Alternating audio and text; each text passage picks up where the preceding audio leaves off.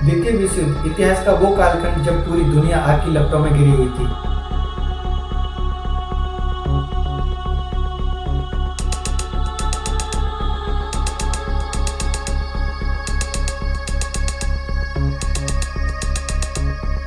हजारों लाखों लोग, सैनिकों और नागरिकों की जान चली गई और दुनिया दो हिस्सों में बट गई।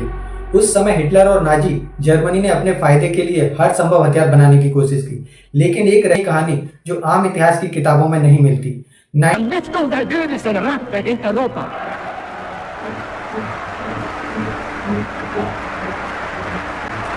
1944 पोलैंड की पहाड़ियों के बीच छुपा एक गुप्त सैन्य ठिकाना।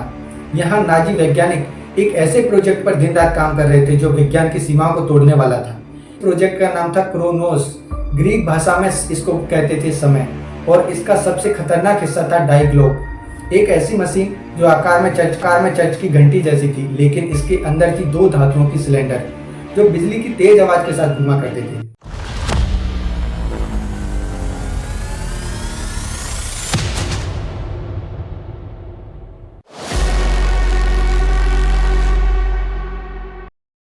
एक ऐसी मशीन जिसका नाम था डाइग्लोब यानी द बेल, जो विज्ञान की सीमाओं को चुनौती देती है।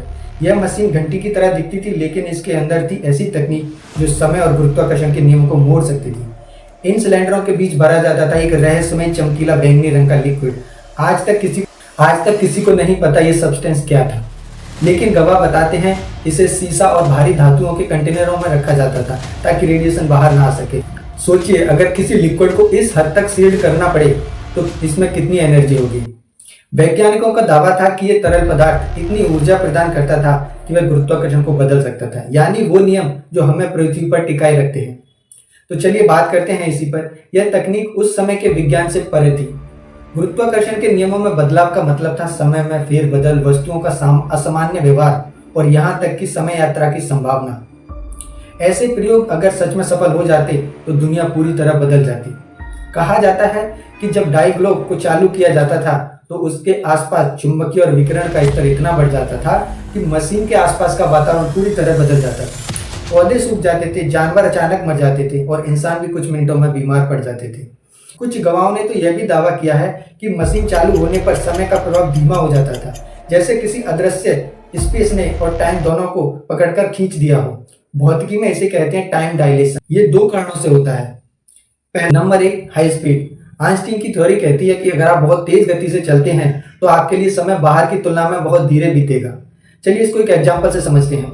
एक स्पेसशिप जो 99% लाइट स्पीड से 1 साल चलती है, उसके यात्री के लिए सिर्फ 1 साल बीतेगा, लेकिन धरती पर शायद कई साल बीत जाएं।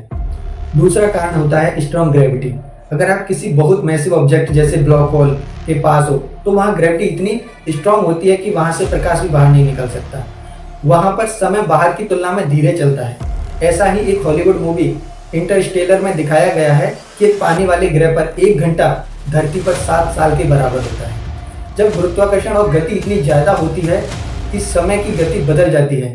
टाइम डायलेशन का ये कॉन्सेप्ट आइंस्टीन ने सन 1905 में दिया था, लेकिन अगर नाजी लोग साल 1944 में इसे प्रैक्टिकली कर रहे थे तो सोचिए इसका मतलब क्या होता। अगर सच में हिटलर के पास समय पर काबू पाने का हथियार होता तो शायद इतिहास की किताबों में आज जीतने वाला नाम कुछ और होता। इसलिए इस प्रोजेक्ट को गुप्त रखा गया और बहुत कम लोगों को इसके बारे में पता था, लेकिन इस रहस्य पर सवाल उठाने वाले भी कम नहीं थे। कुछ इतिहास वैज्ञानिक इसे केवल कल्पना, अफवाह या विज्ञान कथा मानते हैं।